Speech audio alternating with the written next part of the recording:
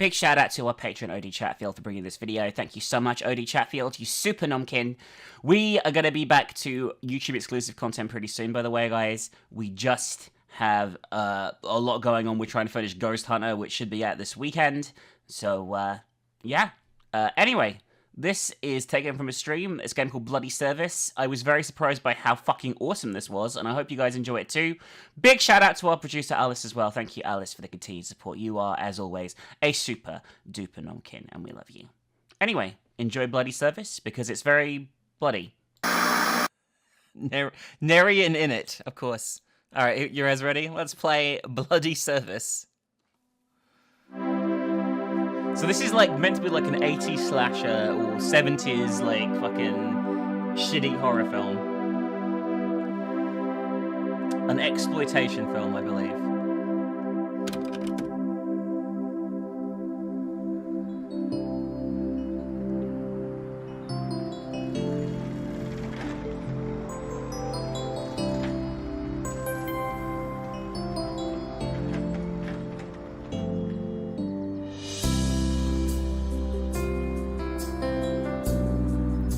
This is a nice soothing opening, isn't it?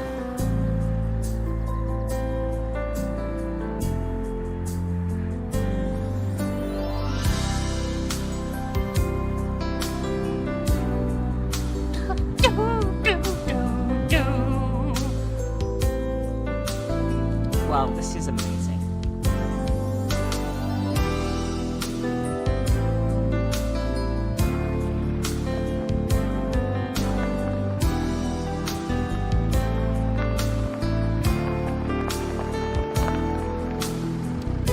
Bloody Service. Oh my god, name drop, guys.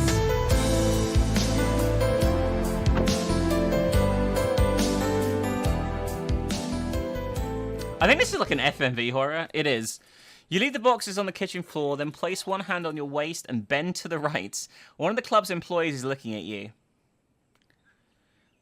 Turn around and leave the kitchen. I'm not in the kitchen. Lift your eyebrows and sigh. The employee looks away. You don't know his name yet, but you'd rather appreciate some sympathy. After all, you're both simple wage earners. There are still a few boxes to unload, and you know Martin will be waiting for you, looking pissed off as usual. You walk towards the van among the moans and grunts coming from the tennis court. Oh my god, it is based in... There is tennis! Is that why it's called Bloody Service? By the pathway, you can see a ball. It seems no one will claim it. Let's grab the ball. Wait, hang on. What?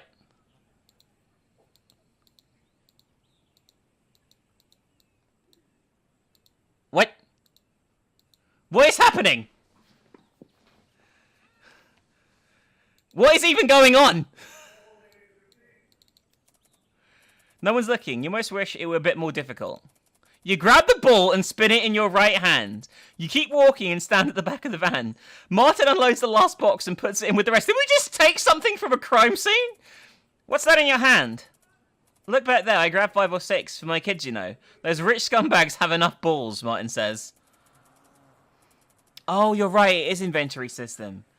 It's not a crime scene. Hang on, guys, look. This is our inventory, and this is where we're putting each thing. So you have to have things in your hands, your pockets, or your... Got it. That makes a lot of sense. Perfect.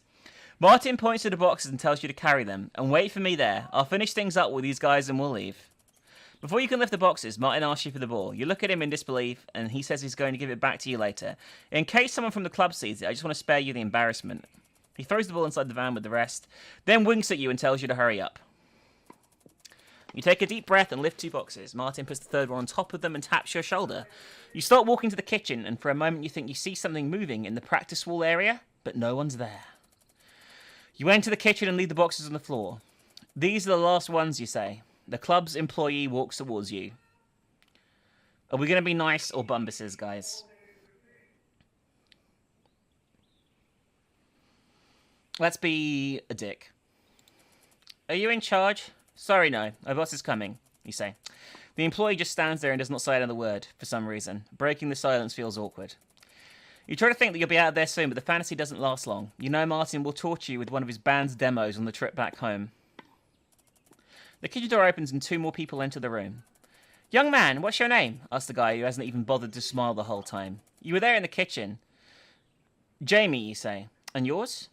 Do me a favour and help with the boxes, he says. Your name. You insist. Patrick, he says, his face creasing into a cold smile. You could say no, but you choose to help anyway. At least it'll kill some time. You wonder what's taking Martin so long. Was he watching a match in one of the courts? Does he know someone in this club? You greet the employees. Jamie, you say. Marie, and this is Ricky, says a young woman in her 20s. Ricky cuts the tape on the packaging. Hello, is someone at the door? Hello? No. I hear a chrism. Come on, mister. Come on, where's your mom? Well, chrism's coming in. Hang on 1 second, guys. Pretzel, come here. Come here, say hi to your mommy. Up, up. Pretzel, up. Hi. My daughter and my wife are here to know. That's, you sure? That's fine, tell me you. I love you. Pretzel, come on. Come on, Pretzel, go with your mama. Would you like me to cook the steaks and stuff? Yeah. Okay. Could I have steak and ramen? Is that okay? Yeah. Give me a second, guys. Chris has bought me a drink.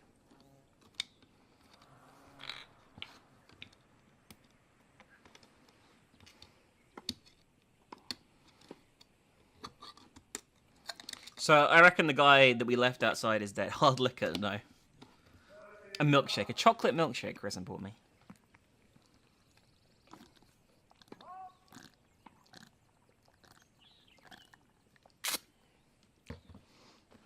Alright. Ricky cuts the tape on the packaging with one of the scissor blades and starts checking the contents. He gives you the scissors and asks you to open the rest of the boxes while he and Marie list the inventory.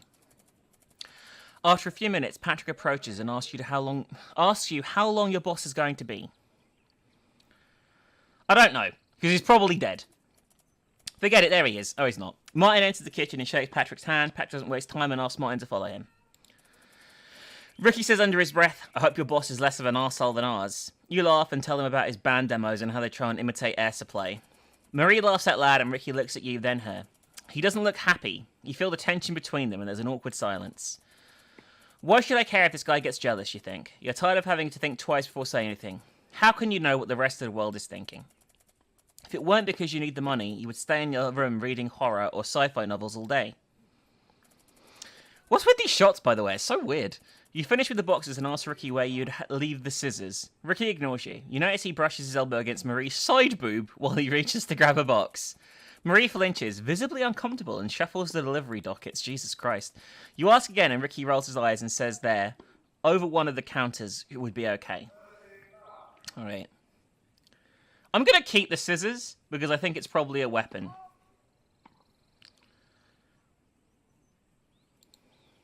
Hang on, where did my ball go? Oh no, he took the ball away, didn't he? Alright. One of the exercises your therapist mentioned to treat the addiction was the total destruction of the stolen items. You wonder how you would do with the scissors. They seem sturdy. Hang on, are we a kleptomaniac?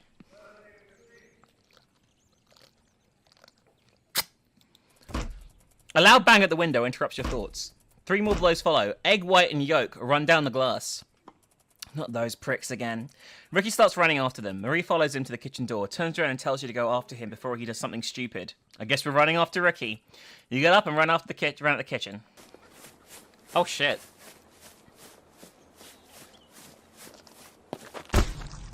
Hang on. I just died! I died because I ran with scissors!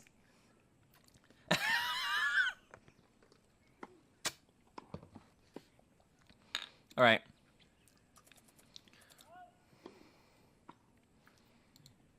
Okay, we've lost this. No, we haven't lost the scissors now. How do I get rid of them? What? I don't know how to drop them.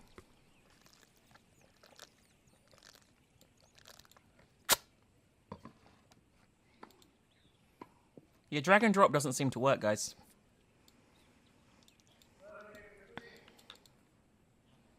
Which is weird.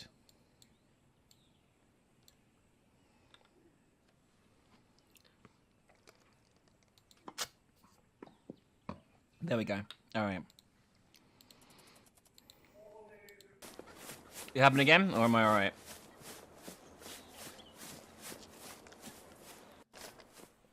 Okay. You try and catch your breath and put your hand on the waist. There's dust in the air and you cough.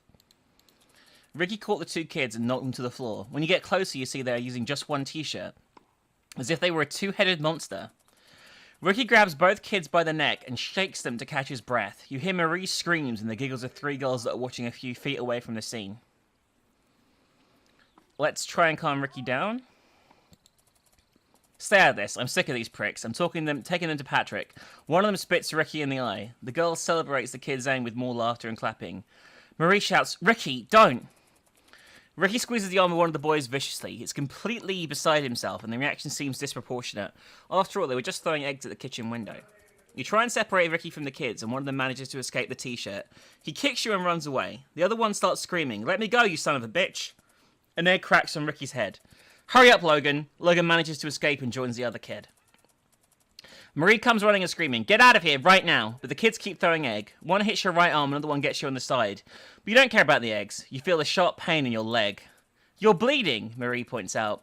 A red stain starts to spread across your trousers. You touch the place of the wound and feel the scissors stuck in your flesh. That boy's kick had probably pushed the blade. That's not how scissors work!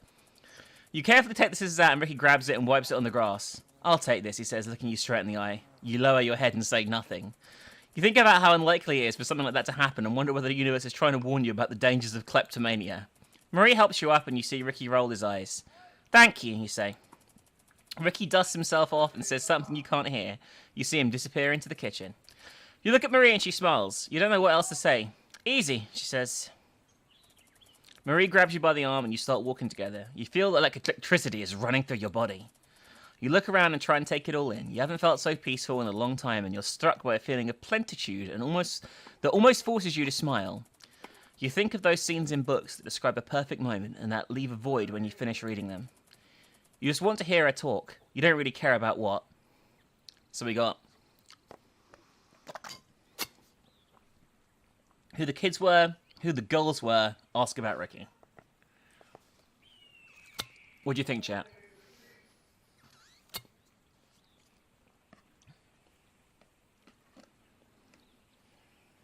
Am I still bleeding? Probably.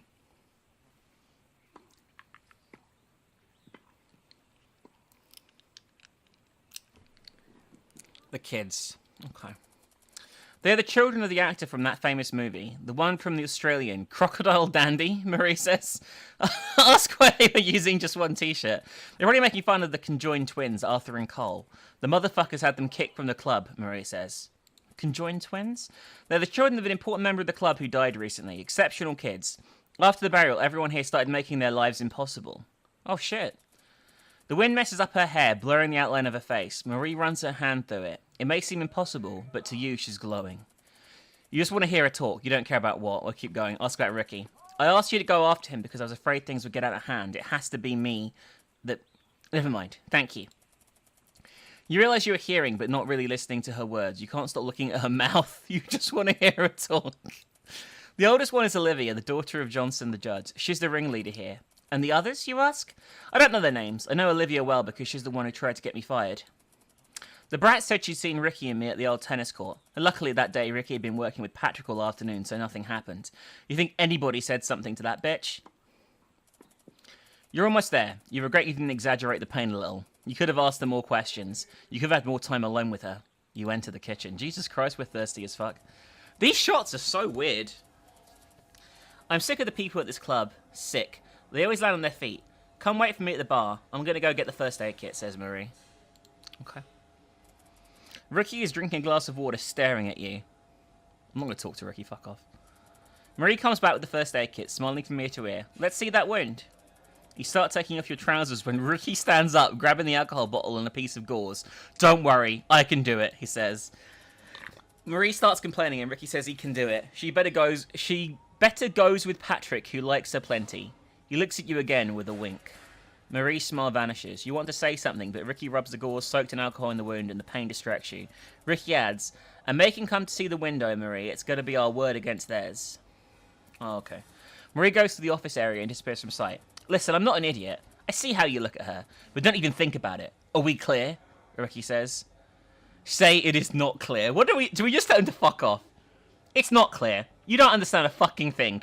You don't understand a fucking thing, alright? She's mine. I think I'm in love. I have met her 10 seconds ago, and we're getting married, okay? She's mine, basically, is what I'm saying. She doesn't know it yet, but she's gonna have 7 children with me.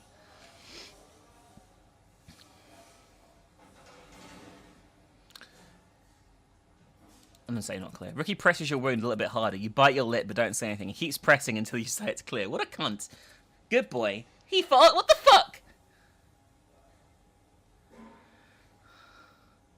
Good boy. He fastens the piece of gauze with a piece of tape and smiles with that stupid smile of those who always win. You can't stand it and look away. Marie enters the kitchen, followed by Patrick and Martin. Patrick looks pissed, and Martin gestures you to leave. You get dressed once outside. He says, come on, let's go to the van. You walk to the van in silence. Martin tells you to follow him, then sits at the wheel and lowers the window. What did you cut yourself with? You start telling him, but he interrupts you. Okay, it doesn't matter. It's not like it was a work accident, Martin says, winking at you. Can I just say, I want to see if I can save. I guess that saves the game. It doesn't actually give any indication, by the way, but I guess so. You clench your fist and picture yourself punching Martin in the eye he left open while doing the condescending wink you hate so much. Hey, kid. Martin looks at you as if you were waiting for an answer. Did you hear me? You say you didn't, and Martin takes a deep breath. I'll let it go this time, but pay attention now. I told Patrick you're going to lend a hand with the party. They're short-staffed. You start complaining, but Martin says it's a good opportunity. There's good money, and he'll come pick you up with all your pay when the party is over. I know you need the money. You don't have to thank me. Now go. Talk to him. He'll tell you what to do. I guess we're staying here at the weird tennis club where someone clearly is going to get killed. Martin starts the van. You think about all the things you'd like to tell him, but you just nod. The engine rumbles and cushions your thoughts. While you watch the van drive away, you remember the tennis ball you grabbed. What a piece of shit. He stole my fucking tennis ball that wasn't even mine to take in the first place. What a fucking asshole. You walk to the kitchen. Patrick is alone and points you to the sink. You can start with the new silverware. It comes all dusty. You ask about Marie and he says she is at the secretary's office and she'll be back in a while.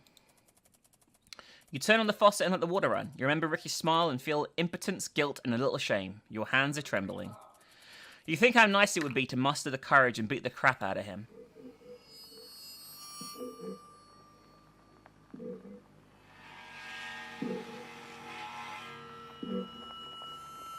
What the fuck is this? What is going on?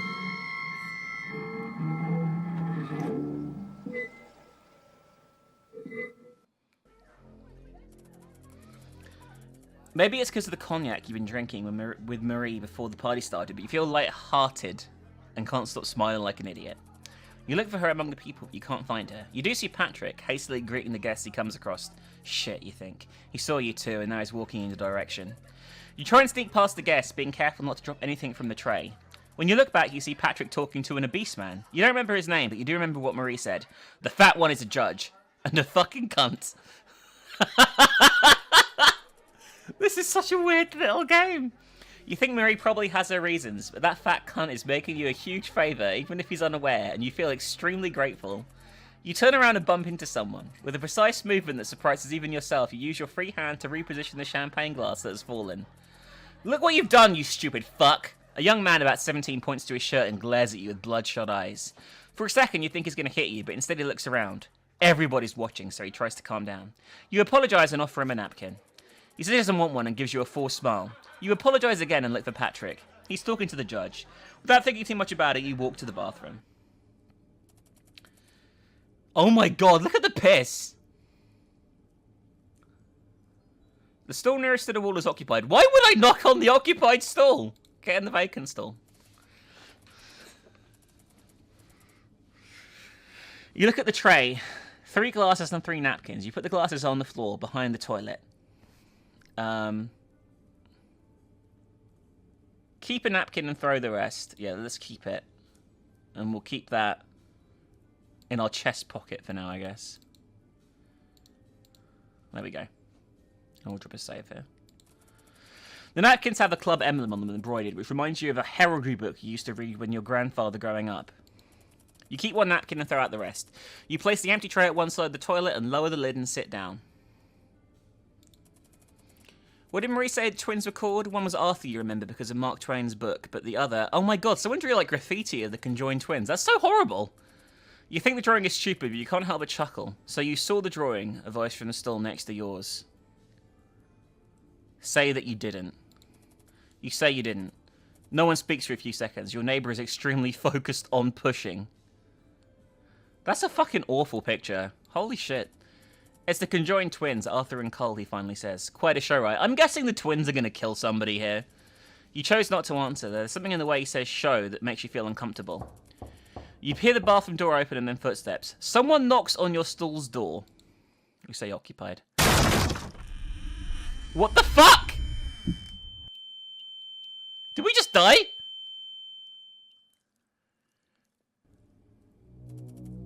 Your ears are ringing. You see blood and something dark on the bathroom floor. You think you hear someone beg. The guy next door! The guy in the other cubicle's getting killed. Was it the voice of the guy taking a crap? I got the trophy. Drop the juice. When you wake up, their bathroom floor is clean. You stand up and walk a few steps. The stalls are empty. You have a splitting headache and have trouble concentrating. Was it the cognac, you think? Yeah, that's probably it. I dozed off and had a nightmare.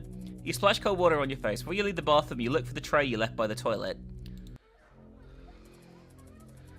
Once outside, you go to the bar and get more glasses or appetizers. Listen, you turn and see Patrick. He looks very nervous. Where were you? He doesn't wait for your answer and calls Ricky. Ricky, come here. We found the kid. You two go to the lockers area and bring some boxes from the storage room. Come on, let's go. Ricky puts a hand on your chest. Leave the tray here or the scissors weren't enough. You look him in the eye but end up lowering your head. You just hope he doesn't rat you out to Patrick. I think that did happen. I think someone literally just got killed and we were knocked out while it happened. That was cool though. Like, I quite like this. It's like a mini movie, you know what I mean? I think this is about an hour long, by the way, guys. So we're like a third of the way through already. You start walking and Ricky laughs. Don't be such an arsehole. Come here. No one's cleaning this club, don't worry. If anything, I like you better now, he says. You walk in silence past the gallery and one of the gazebos. You look at the court. Do you play? Ricky asks. Do we play tennis, guys? Yes or no?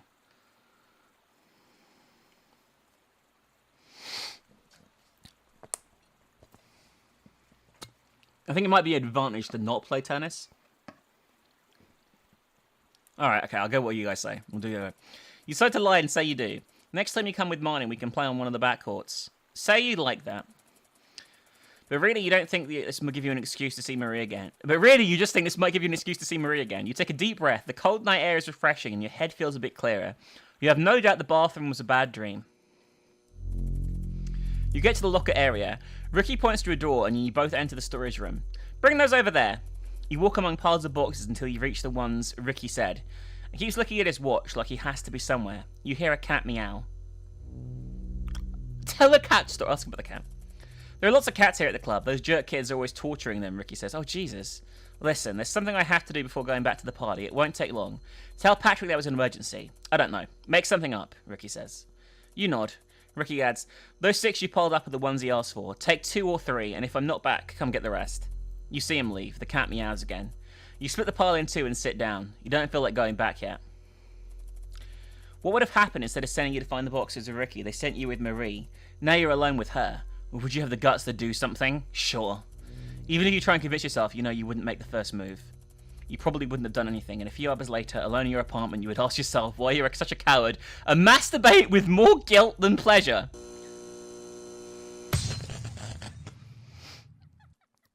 Oh, great. Fuck. The storage room is almost pitch black. You get up and start walking to the door. You hit your knee against one of the boxes, but manage to keep your balance. I'm gonna call the cat? Kitty, kitty! There's no answer. What were you expecting? A cat guiding you through the dark? There's no such thing as a guide cat. Cats are shit, you think. Jesus. The time you make sure to move, try not to kick anything, you reach the door and hear laughter to your right. Let's just wait this time, because we said something and that was bad. Now you hear the laughter to your left. You give a few steps and hear a scream. Someone climbs to your back. You try and escape, but they hit you in the temple. Wonderful. We've been locked in a fucking locker. You wake up with a splitting headache. Again? You think, hoping it's just another vivid dream? You're inside a locker. You start banging the door, gripped by fear. There's no way this is a dream. Let's try and calm down. You try and focus on your breathing to lower your heart rate. There has to be an explanation for all of this. Twist around to search the locker. You move your right shoulder back, trying to make some space to go through the locker with your left hand. Let's look around. You find a piece of old tape coming off the interior walls of the locker. You peel it off, roll it into a ball, and tinker with it nervously. Kitty kitty, someone says from outside. It's the voice of a kid. You ask him to open the door and the laugh smile to play. These kids are absolute fucking scumbags. Shh. Relax. You recognize the voice. It's one of the kids who were throwing eggs at the kitchen window before. You don't remember their names, but they were brothers. Pass the bag, you greedy prick. The one talking now is a girl. You think about the girl Marie talked about. You try and remember her name, but to no avail. Well, so Marie says. I think it was a judge, right? Or was it an actor? I think it was an actor for the girl.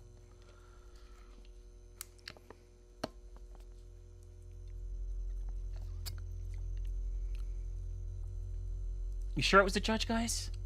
Oh my god, guys.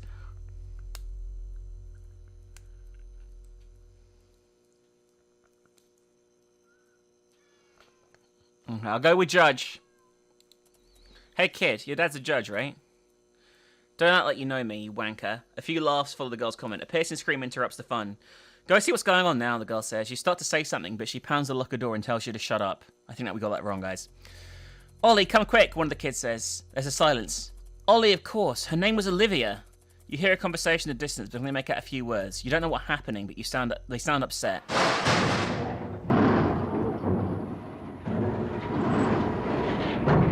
Well, I think we might be in trouble here. Come on, lift him up. He's too heavy, the other kid says. What are you doing, you motherfuckers? You say. Shut up, please shut up, one of the kids says. You can tell they're nervous. Shut up, you motherfucker, shut up. The last words are barely audible. I can't hold it anymore. The locker falls with a bang and you hurt your right arm. You shift around and try and kick the door open, but it's useless, it doesn't open. What happened? It's Olivia's voice. Come on, hurry up. I'll calm her down.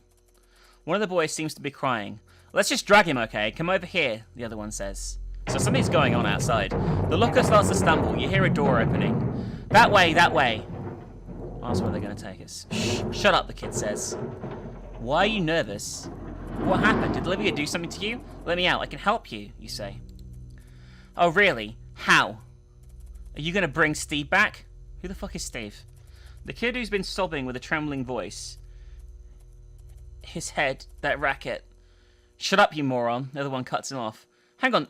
Did someone get decapitated? What do you mean? They killed him? We didn't do it. We didn't do it. Shut the fuck up, the kid shouts. Hey, what are you doing there? A new voice interrupts. Come on, drop it, one of the kids says. The locker rolls a little bit and lands on its side. Water begins to enter. You little pricks, get the fuck out. Don't worry, man. I'm going to get you out. Oh, God, they dropped me in a river. They were going to throw me in a river? What's going on? Fergus, it's the voice of a woman. There's a guy trapped in this locker. Move a little to the left. Ready? Fergus asks. You say yes. Curled up as you can be on the left. Fergus kicks the locker door, crushing it. A few seconds later, he sticks an iron bar in the thin opening and wedges the locker open. The door opens. Come on, take my hand, he says. You do, and he helps you out. You look at him in the eye and recognize him right away. It's the guy you spilled champagne on. Son of a bitch, he says, pushing you down the slope by the river. You fall backwards and hit your lower back with a rock. Are you fucking kidding me? Fergus, what are you doing? He's a server who spilled champagne on me, look at him. The girl leans out and you beg her. While she adjusts her shoulder strap, she nods, laughing excessively. Oh my god! This is awful! You know what we could do with him, Fer? She asks. The guy shakes his head, expecting to be surprised. Pee on him, the girl says. Fergus laughs out loud. Come here, he says, kissing her while grabbing her ass. You don't have time to process what's happening when you hear a very loud bang, followed by a high-pitched scream. The scream is cut off suddenly. Oh my god! It's the conjoined twins killing them! Holy shit! You rub your eyes in disbelief. No way. No, you think, but the twins are still there. You see them swing their arms with strength while the noise of flesh and bone crushing fills the room. You feel in a trance. You don't know if it's surprise, fear, or how hypnotic the scene is. Monsters, right? Monsters! One of the twins shouts. You remember the drawing in the bathroom. Did they do that too? I'm going to keep silent. One of the twins drops the brick and wipes his forehead, spitting in his palm. His brother wipes the traces of orange stuff just left. "That's 4, he says, and then they disappear into the dark. I think I made the right call there, guys. Unable to help it, you start crying. Your heart is racing. You walk to the water and get your head wet. You feel your breathing can be heard from the party hall and try and calm down. Get out of here right now, you think. You stand up and the pain vanishes, as if deciding to get out of here would block any possible feeling. Alright. Holy shit. You walk away from the lamppost, lights towards the club entrance, past the vendor parking area. "Hey buddy, come here for a second." "Go fetch him," you hear. You try and resist, but the guy's too strong. You jab an elbow into his ribs. He grabs your neck, forcing you to look at him and slaps you in the face. "Come on," he says. You see a guy in his 40s sat by the practice wall. He's grabbing a bottle. Tequila. "Come here, my friend. Let's play a little game." What the fuck? Why is everyone in this game a dick? Your head is spinning. "My name is Bernard. This is Mike." Mike smiles with perfect teeth, but doesn't let go of your neck. Mike slaps you again. "What's your name?" Bernard asks. "Say your name." "Jamie," you say, almost out of breath. "Let him go, please, Mike." Mike lets you go, and Bernard taps the grass slightly. "Sit down." I guess we should sit down, or we'll die. You sit in front of Bernard, and he pours 2 glasses of tequila. "How old are you?" I'm gonna say 17. "Mike?" Mike slaps you on the right peripheral and leaves your ear ringing. "You think I'm stupid, Jamie? I don't like being laughed at." If you said 30, even 32, would have believed you too. There's a certain age when all you arseholes look the same. Right, Mike? Mike grunts in response. Bernard offers you a glass of tequila. You can tell refusing is only to quit you another slap from Mike. 1, 2... Bernard counts to 3 and knocks back his drink in one go. A punch to your ribs urges you to follow his lead. "Good, right?" he asks. You close your eyes. You want to scream, but feel like your tongue is salt-covered slug. The bathroom, the locker, the twins. You can hear the party music from afar. The whole night is such a haze. When would it all end?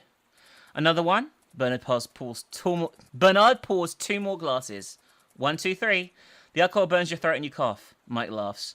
"What was it that arsehole told me, Mike?"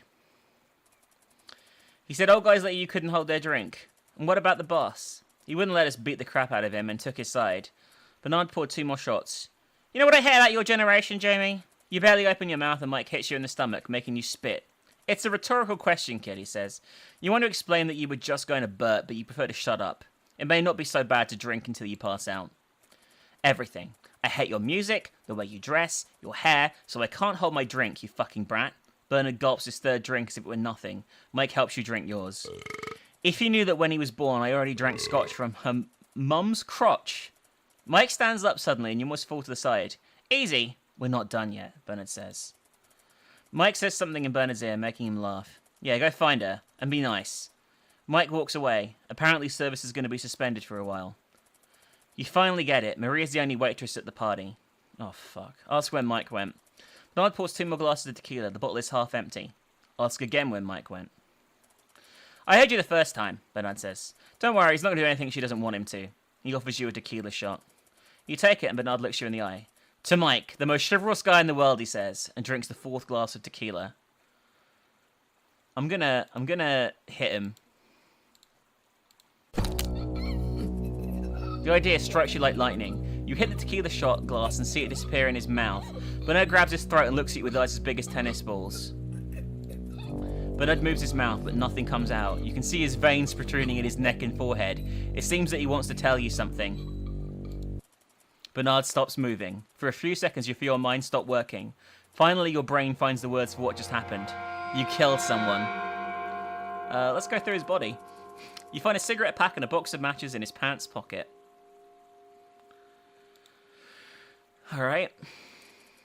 Menthol cigarettes. There are 3 left in the pack. We'll grab the matches and put them here.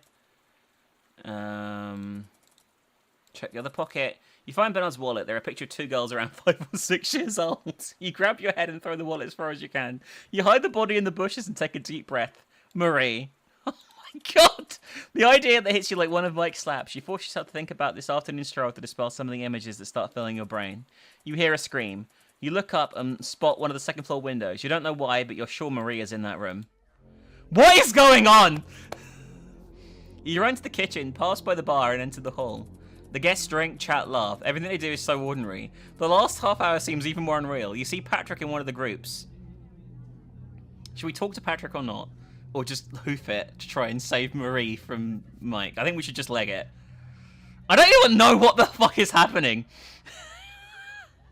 Let's just go to the second floor.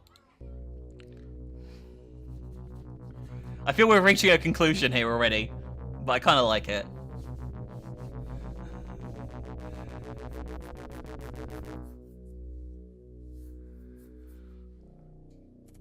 You realize you're a little lost. There are 2 doors in front of you. Second one, there's a guy with a glass half empty.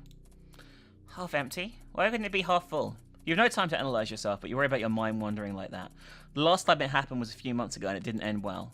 You wonder whether the kleptomania could be related to your attention deficit, a twisted way to your brain trying to focus on one thing at a time. Let's do the first door first and see. The secretary's office is closed. You look at the guy who went into the door, and you notice he's not paying attention to you. Oh, great! The door opens and you give a few steps absent-mindedly. Before you hangs the body of a woman. Her eyes are almost out of her sockets and there's a telephone cord around her neck. You stagger to where she's lying, but when you're about to search the body, you hear a noise outside. Esther? Someone calls from the hallway. You run back to the door, unconsciously trying to prevent someone else from discovering the scene. So Esther was the victim? The guy is drunk and looks at you suspiciously. He burps. So who are you? Tell him that Esther went out looking for someone. I don't know. The guy stays quiet, so you ask for his name. When he starts saying it, you repeat it almost at the same time. A trick you learned from your stepfather, which according to him could fool almost anyone. So Esther was looking for you. She said she was going to the bar in case you were there, you add. The drunken guy smiles, letting the tip of his tongue show, and thanks you. He turns and walks towards the stairs. You peer into the hallway and to the side. The guy standing at the door is still there. Let's check the body. You close the door and try and calm down. Who is Esther and why was she killed? You feel you've walked into a movie theater halfway through the film. While you search Esther's body, you wonder what you're doing. You try to uncover something you don't know, or is this an example of what your therapist said? Kleptomania is a way to project yourself onto a certain object, as if you could get out of yourself and control your feelings. We've got her earrings. I'm going to leave the earrings. I feel that taking her stuff is going to incriminate us later on. You know what I mean? Like, I feel like this is something that looks really bad. You know what I mean? I feel that people are going to blame us and kill us. You know what I mean? I feel this is probably a bad idea. You walk to the door. The guy looks at you and stops you dead, putting a hand on your chest. Maria told you about him. You don't remember his name, but he's an umpire at the club tennis tournaments. I'm looking for Marie, you say, trying not to stare at the scar across his face. I don't know who Marie is. The only thing I know is when Paul is done, it's my turn, the umpire says, winking at you. You push him to the side and try and open the door. What do you think you're doing? You struggle and end up pushing him against the door, which bursts wide open. You both fall, taking Marie and the twins by surprise. Marie looks at you in shock, and the twins look at her as if they were waiting for instructions. Holy shit! This has escalated to a whole new level! Holy fucking shit!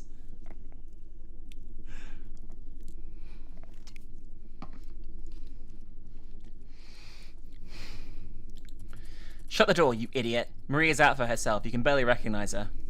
Close the door. You close the door and the umpire tries to push it open. The twins approach the umpire and kick his legs. They grab him by the hair and following Marie's orders, they take him to one of the tables. The whole sequence feels like a dream. Marie asks them to turn him around. She wants him to look at her in the eye. The umpire begs for mercy. Marie gives the sign, the twin slit his throat. The blood runs through the table, mixing with a line of cocaine. Jamie, come with me. Marie nods towards the bed. You see that there? There you have it. Crocodile Dandy's star. Take a good look. Your head is spinning. You think about you and Marie laughing and she telling you about the movie, a blockbuster with a forgettable plot, and it's hard to wrap your head around it. It all seems so far away now. How long has it been? Marie, one of the twins says, shall we? Wait a second, Marie says. This piece of shit has put over 30 women in hospital, and those are the ones we know about. They're bringing them from abroad, you know. It's a network. After a few seconds, Marie adds, how many days are in November, Jamie? There are 30 days in November, right? I don't want to fuck this up and die. 30 days in November, 100%. Because December has 31. Exactly. Imagine spending every day of the month abusing and battering women almost to death. After a pause, she adds, carry on, guys. Jesus Christ. The twins swing their axes and thrust them furiously into Paul's flesh. You look away from the bed and try and meet Marie's eye. You know, I know you must have 1,000 questions, but trust me, this club is cancer, Marie says. The guy from the bathroom, you ask? The Uphill Chronicles CEO, involved in a paedophile ring. Ask Arthur and Cole. You look at the twins. Arthur and Cole swing their axes even harder than before. The umpire, you ask? From the Australians group. He's the one who discovered me after. Marie stops talking all of a sudden. The noise of the axes chopping, the Australians' meat fill the room. But somehow, that's not as terrible as the silence. That's enough, boys. The twins throw their axes. It's time for the grand finale, she adds, winking at you. Just need a second, one of the twins says. What are you going to do? Asks the other one. One more. No, wait. We said it was the last one. One more. The twins walk to one of the tables next to the bed.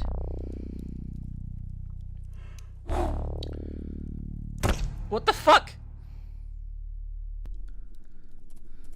Arthur, your brother, Marie says. He's okay, don't worry. We need you both fully awake. Relax. Remember that if I have a headache and he takes an aspirin, it eventually goes away. Arthur laughs and looks at you. Force a smile. Arthur tells Marie, do you remember when you found us? Do you remember this pussy was not sure? Arthur pats his brother's head. Okay, so he knocked out the other one. Did you know that he still thinks Dad's cousin's going to let us go live with her again? I know. I heard you before. But now we need to focus and finish what we started. The people from the club already know, so we need to be careful. So this whole club is a paedophile ring? You leave the room and start walking down the hall. Come here, you son of a bitch. Mike appears out of nowhere and lifts you by the neck, smashing you back against the wall. Someone looking at the scene from the outside would think he's trying to hang you like a painting. You want to kick him, but you're in the wrong position. Mike snorts and you feel droplets of saliva on your face. He's livid. Marie gives Arthur a nod. The twin hits Mike in the nape with an upward throwing motion of the arm, very much like a powerful smash. Mike stumbles and the twin hits him again. Arthur lifts him with uncanny strength and approaches the railing overlooking the hall. Oh my god! Holy shit, that was so cool! Fuck you, Mike.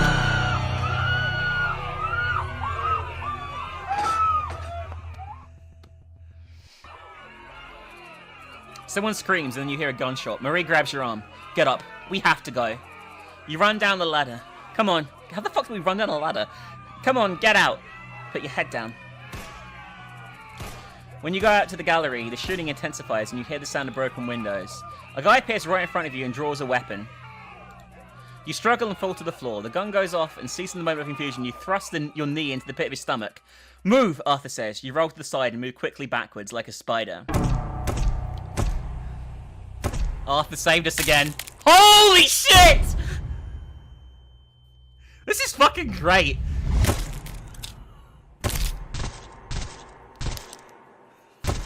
This is not what I expected from this shit.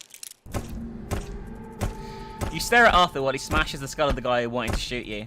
Shivers run down your spine as you remember your cousins forcing you to watch your brother crush toads by jumping on them. What the fuck is going on? You think about your cousin's hands around your neck and his voice screaming pussy to your face. You don't look away.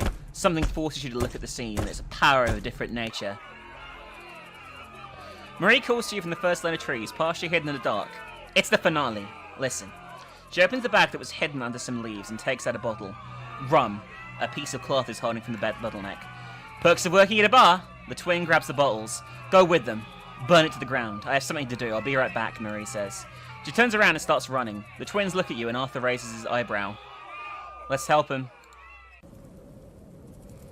Arthur points at the parking lot and starts throwing the Molotov cocktails. Cole, for fuck's sake, come on. Cole is awake now, but he doesn't have the same intensity as his conjoined brother. The fire doesn't seem to be spreading enough. Arthur is screaming his head off among the cars in the parking lot. You see Martin's van. Someone starts shooting and the twins take cover. Some trees around the building catch fire and the landscape changes with the new shadows. You hear a whistle, you recognize industry. You look in the dark and you see Martin. You turn around and see the twins moving through the shadows. Oh my god. Do we go with the twins or do we go with Martin?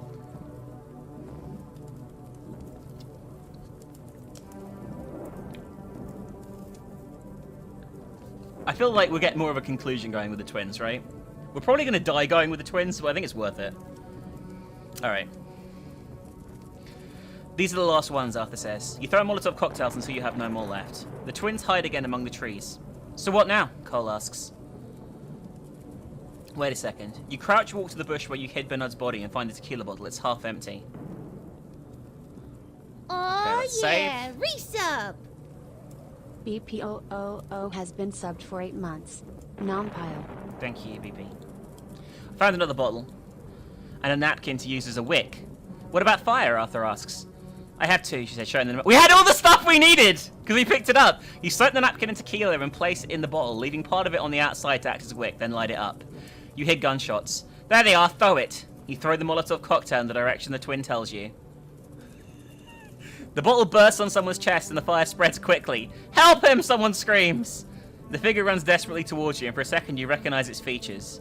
The image paralyzes you. The flesh on Martin's face is melting like a candle forgotten on a birthday cake. You grab your head. Martin, no, what's he doing here? He was supposed to come for me later. You saw him! Come on, let's go. The twins help you and you offer no resistance. The three of you disappear in the dark. You feel your conscience light as smoke covering the club building.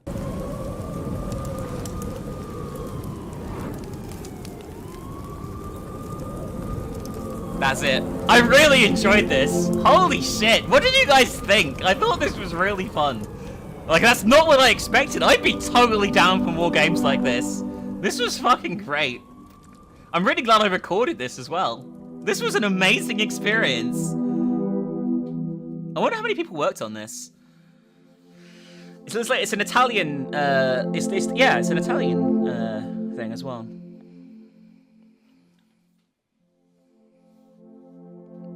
We literally just killed everyone. Like, I will say that, I'm not going to play it again right now, but I might play it again next week or something, alright, guys? But, like, this is definitely trying to encapsulate sort of, like, the 70s exploitation movies.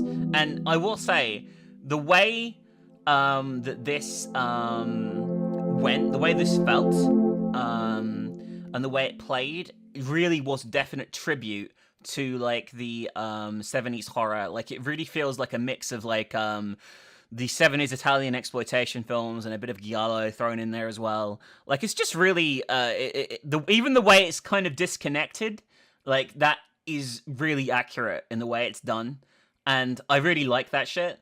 And I would definitely like to see more of that. That was a really good game. Like, I really genuinely really enjoyed it. I don't know how much actual variety there is to the story, you know what I mean? Or if it's like, it's, you know, all those choices would have just put me down the same route. But we'll see, I guess. Yeah, maybe I'll play it with Chrism. That sounds like something that could work out. But I really like this, and I hope you guys did as well, because I think this was a pretty unique experience. Definitely worth a revisit.